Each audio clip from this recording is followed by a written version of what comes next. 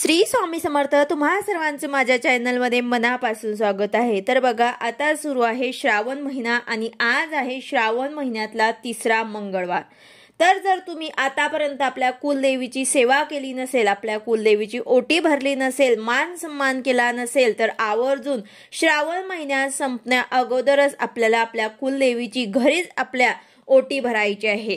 तर ते ओटी कशी भरायची आहे, ओटीमध्ये काय काय वस्तू घ्यायची आहे, त्याचबरोबर कुलदेवीचा मान सन्मान कसा करायचा याबद्दलची संपूर्ण माहिती मी तुम्हाला आजच्या व्हिडिओमध्ये सांगणार आहे। व्हिडिओ पूर्ण बघा जेणेकरून तुम्हाला संपूर्ण माहिती मिळेल। जर तुम्ही चॅनलवर नवीन असाल तर चॅनलला सबस्क्राइब करायला मात्र विसरू नका आणि व्हिडिओला लाईक करायला मात्र विसरू नका।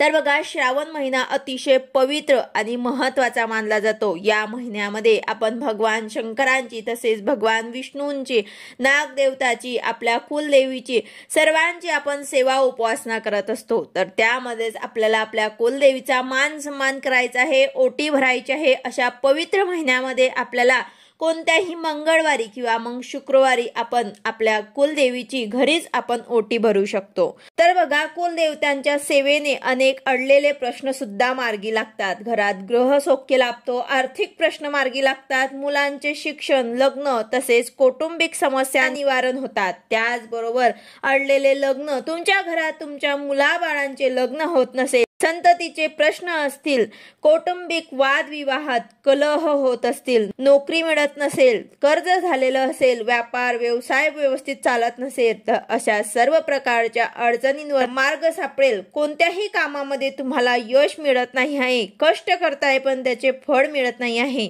मुलं व्यसनी होत आहेत, तर कुठेतरी आपल्याकडनं कुलदेवीची सेवा होत नाही आहे। ह्या सर्व अडचणी, ह्या सर्व समस्या ज्यांच्या घरामध्ये येत असतात, ज्यांच्या घरामध्ये कुलदेवीची सेवा होत नाही, वर्षोनवर्ष त्यांच्या घरामध्ये कुलदेवीचा मान सन्मान होत नाही, ओटी भरली जात नाही, अशामुळे त्यांच्या घरामध्ये असे प्रश्न येत असतात।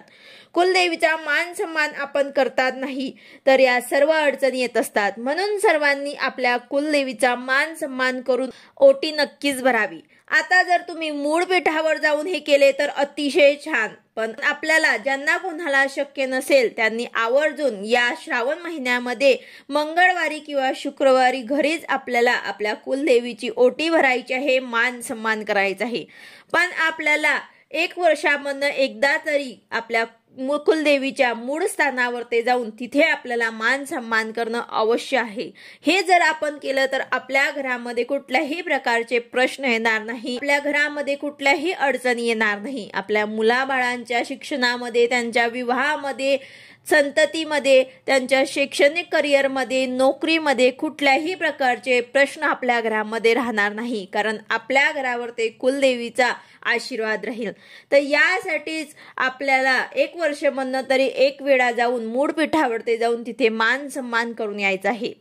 तर आता बघा, श्रावण महिन्यामध्ये, अशा पवित्र महिन्यामध्ये आपल्याला घरीच आपल्याला आपल्या कुलदेवीची ओटी भरायची आहे। आपल्याला जास्तीत जास्त कुलदेवीची सेवा करायची आहे, त्यामुळेच आपले सर्व प्रश्न जे आहेत ते मार्गी लागतील।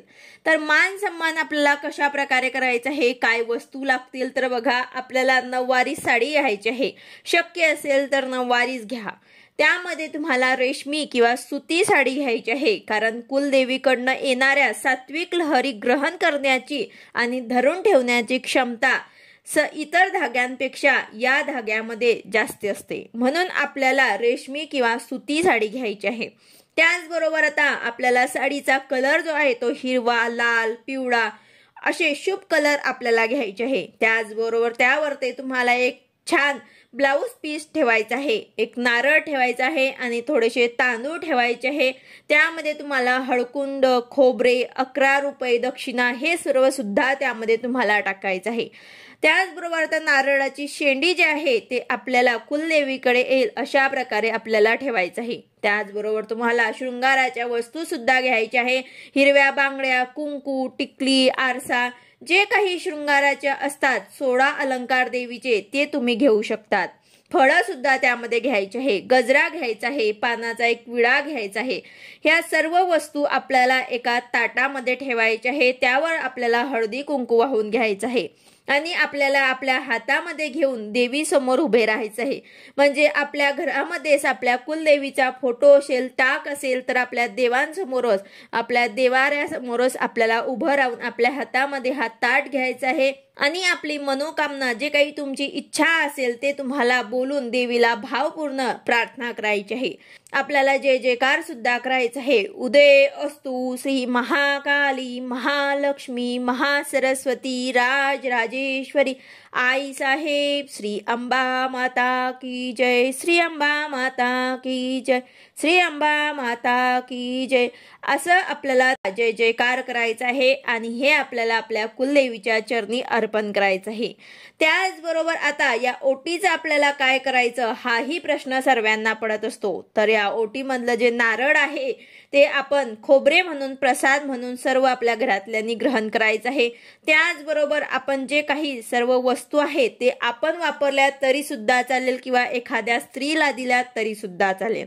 आपल्या घरामध्ये सकाळी देवपूजा करून तुपाचा एक दिवा लावायचा आहे आणि हे वस्तू जे आहे आपल्याला देवीला अर्पण करायचे आहे। अशा प्रकारे आपल्याला देवीचा मान सन्मान करायचा आहे, ओटी भरायची आहे, देवीचं नामस्मरण करत राहायचं आहे। आणि त्यानंतर आता तुम्हाला जर शक्य असेल तर हे वस्तू, हे सर्व ओटी जे आहे ते तुम्ही देवीच्या मंदिर असेल तुमच्या जवळ तर तिथे सुद्धा तुम्ही ठेवू शकतात किंवा मग तुम्ही सुद्धा हे साडी जे आहे ते घालू शकतात किंवा एखाद्या स्त्रीला सुद्धा, सवाष्णाला सुद्धा आपण ह्या सर्व काही वस्तू देत असतात तर तिला सुद्धा तुम्ही ह्या वस्तू देऊ शकतात।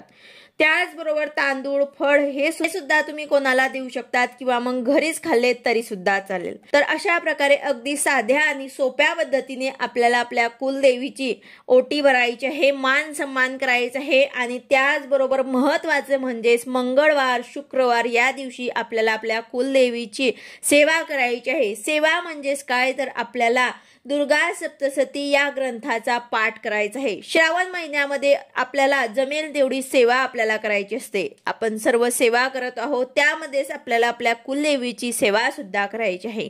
तुम्हाला जमेल ते सेवा तुम्ही नक्कीच या महिन्यामध्ये आवर्जून करा। त्या प्रकारे श्रावण महिन्यात संपण्या अगोदरच घरीच आपल्याला आपल्या कुलदेवीची अशा प्रकारे ओटी भरायची आहे, मान सन्मान करायचा आहे। व्हिडिओ आवडला असेल तर लाईक करा, शेअर करा, सबस्क्राईब करा। भेटूया अशाच नवीन व्हिडिओ सोबत। श्री स्वामी समर्थ।